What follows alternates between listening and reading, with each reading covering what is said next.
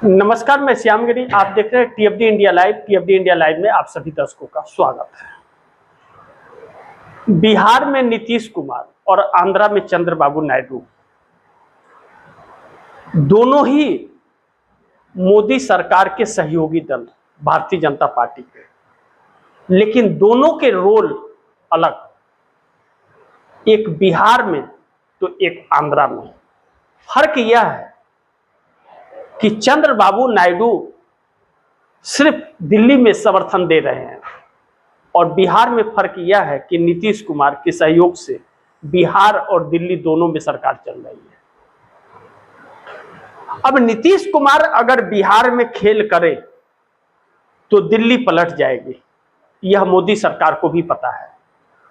और चंद्रबाबू नायडू साथ छोड़े तो मोदी कहीं के नहीं रहेंगे, न घर के न घाट के, क्योंकि 30 सांसद जहां एक हुए तो फिर मोदी के लिए संकट, और उसी 30 सांसदों के साथ टकराव हो जाए मोदी सरकार का, तो सोचिए आप दर्शक क्या होगा।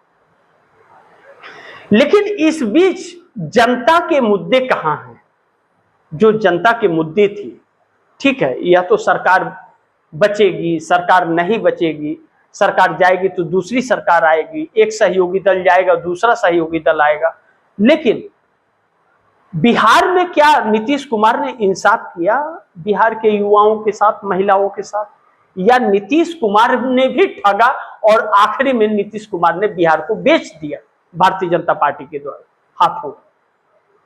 क्योंकि बिहार के लोग तो अपने आप को ठगा महसूस कर रहे हैं। बिहार एक पिछड़ा राज्य है। बिहार प्रवासी मजदूर के नाम से जाना जाता है।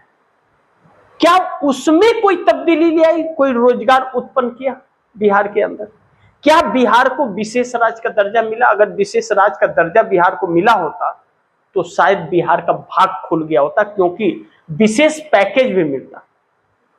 नरेंद्र मोदी ने भी वादा किया था और नीतीश कुमार ने भी वादा किया था।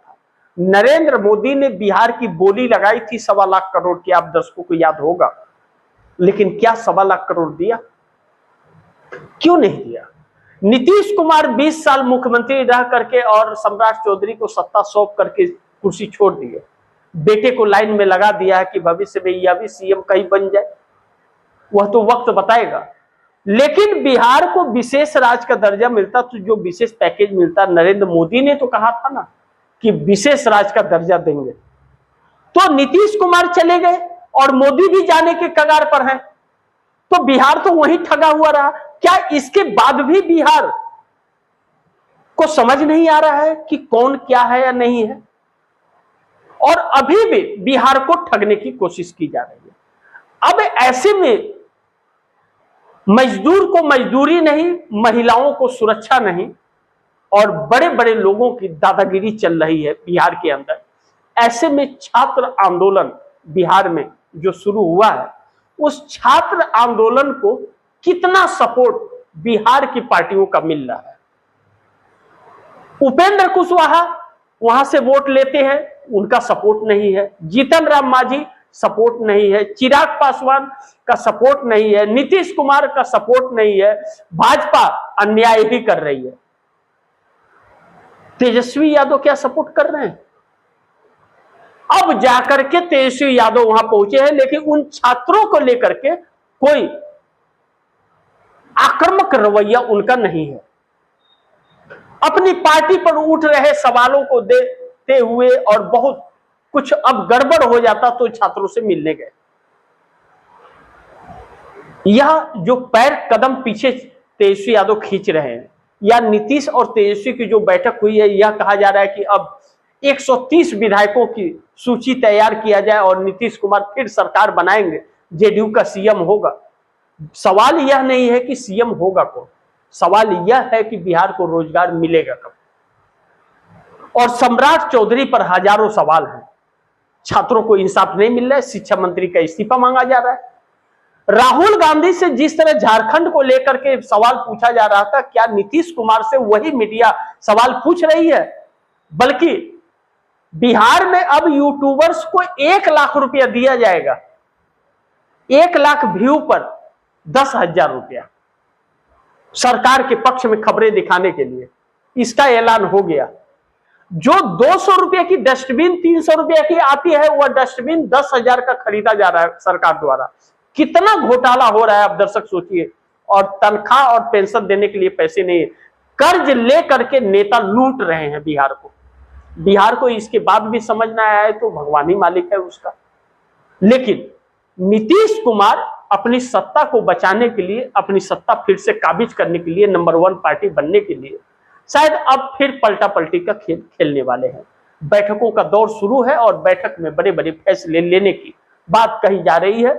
वह उतनी हिम्मत दिखा पाएंगे नीतीश या नहीं, यह वक्त बताएगा। लेकिन बिहार जगने लगा है और नीतीश कुमार नींद से जग गए हैं। नींद से जगे हैं तो मिशन 130 विधायक पर काम हो रहा है।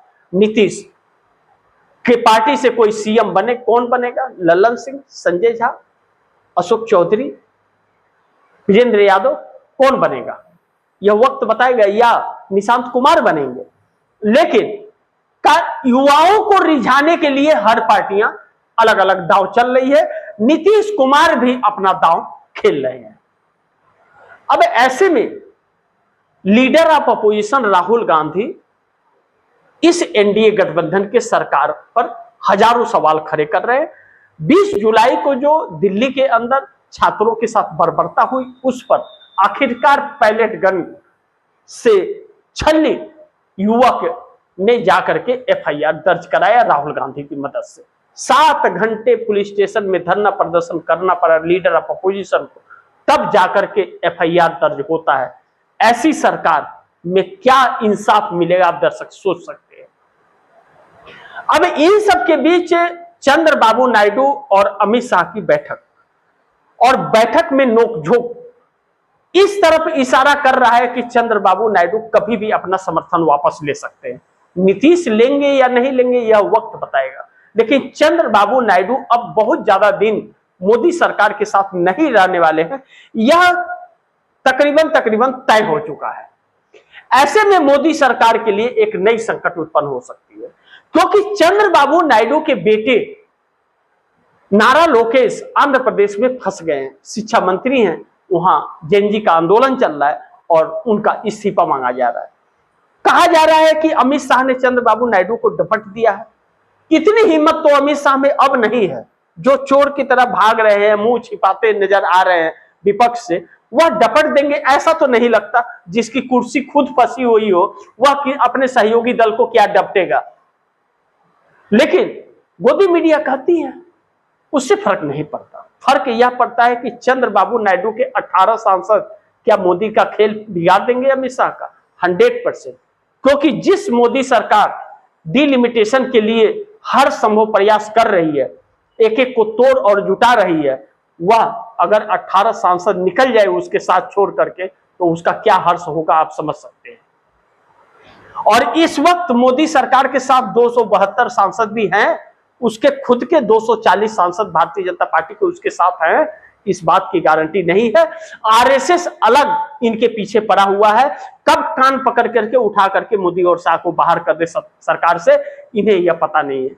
कहा यह जा रहा है कि 20 सितंबर तक मोदी और शाह के इस्तीफे आरएसएस ले सकता है। इस बात की गारंटी तो अभी नहीं दिया जा सकता, लेकिन इस तरफ कदम बड़ी तेजी से बढ़ रहा है, क्योंकि 240 सांसदों के अंदर एक बहुत बड़ा बवंडर जन्म ले रहा है, जो बगावत का सुर गूंज सकता है, जिसमें सत्ता उखड़ करके फेंकी जा सकती है। ऐसे में गोदी मीडिया पूरी तरह से गुलाम और नतमस्तक मोदी सरकार के साथ बड़ी मजबूती से खड़ा है। यह दुर्भाग्य है। और इस देश का चुनाव आयोग, जिसका काम तमाम अब इस देश के युवा करने की तैयारी कर रहा है, जो आने वाले दिनों में चुनाव आयोग और गोदी मीडिया के खिलाफ एक बड़ी मुहिम और आंदोलन आप देख सकते हैं, जो सड़कों पर दिखेगा। ऐसे में चुनाव आयोग भी सत्य में है, उसकी सुरक्षा बढ़ाई जा रही है, और गोदी मीडिया तो सुरक्षा में ही चलता है। अब इन सभी के बीच जो परिस्थितियां बन रही हैं, वो मोदी सरकार के खिलाफ जा रही है। बंगाल के अंदर ममता बनर्जी के खेमे में एक खुशी की लहर तो देखी जा सकती है, क्योंकि सुप्रीम कोर्ट से ममता बनर्जी को राहत मिलती हुई और बागी सांसदों को झटका लगता हुआ नजर आ रहा है, क्योंकि 20 सांसदों की तलवार जो लटका हुआ है वह दो कारण है। एक तो वह इलीगल तरीके से पार्लियामेंट के अंदर जा रहे हैं, बाहर एनसीपीआई और अंदर टीएमसी हो जा रहे हैं। यह बहुत महत्वपूर्ण है, जिस पर स्पीकर ओम बिरला को एक्शन लेते हुए उनकी सदस्यता रद्द करनी चाहिए थी। लेकिन स्पीकर ओम बिरला भी भारतीय जनता पार्टी के हैं, तो भारतीय जनता पार्टी के साथ ही रहेंगे।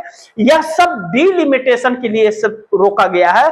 जिस दिन डिलिमिटेशन बिल पास हो गया उनकी सदस्यता रद्द हो जाएगी। लेकिन सुप्रीम कोर्ट कहीं उसके पहले न सदस्यता रद्द कर दे, इस बात का डर मोदी सरकार को है। इसीलिए जल्दबाजी और किया जा रहा है, क्योंकि वह अगर 20 सदस्यता चली गई और चुनाव हुआ तो इस बात की गारंटी नहीं है कि मोदी के ही लोग जीत करके चुनाव आएंगे, क्योंकि अलग अलग क्षेत्रों में अलग अलग लोगों के गुस्से जो भड़क रहे हैं वह आने वाले चुनाव में इस सरकार को झेलना पड़ेगा। ऐसे में बड़ी महत्वपूर्ण है कि यह सरकार और कितने दिन, लेकिन तानाशाहियों में कोई कमी नहीं आ रही है, कोशिश भरपूर की जा रही है, लेकिन चेहरा छिपा करके। लेकिन राहुल गांधी आर पार के मूड में जो है, और जो पुणे के अंदर महिलाओं की गूंज और बिहार के अंदर छात्रों की गूंज जो होने वाली है, उसको लेकर के मोदी सरकार बार बार संकट में आती जा रही है और हर जगह राहुल गांधी के कार्यक्रम को रोकने की कोशिश की जा रही है। बिहार में सम्राट चौधरी सरकार जरूर करेगी, इस बात से इनकार नहीं किया जा सकता, लेकिन क्या वह सफल होगी? क्योंकि छात्र आंदोलन भी चल रहा है और छात्र आंदोलन राहुल गांधी अब जाने वाले हैं। जब बिहार कार्यक्रम होने वाला है तो छात्रों का मनोबल बढ़ता हुआ नजर आ रहा है और राहुल गांधी छात्रों की मुहिम के साथ खड़े हैं, तो सरकार की नींद उड़ी हुई है। इसीलिए लोकप्रियता में भी सरकार पीछे जा रही है। लेकिन अब नीतीश और नायडू की जोड़ी इस सरकार के लिए अब बहुत घातक होने वाली है आने वाले दिन में। इस बात से हम इनकार नहीं कर सकते। बाकी आप दर्शकों की क्या राय है, क्या सुझाव है, कमेंट बॉक्स में जरूर दीजिएगा। इस खबर को ज्यादा से ज्यादा शेयर कीजिएगा, अपने दोस्तों को भी कहिएगा आगे शेयर करें। और आपने अगर टीवी इंडिया लाइव को सब्सक्राइब नहीं किया है, सब्सक्राइब कर लीजिए, अपने दोस्तों को भी कहिएगा सब्सक्राइब करें। मिलते हैं अगली खबर के साथ, तब तक के लिए नमस्कार।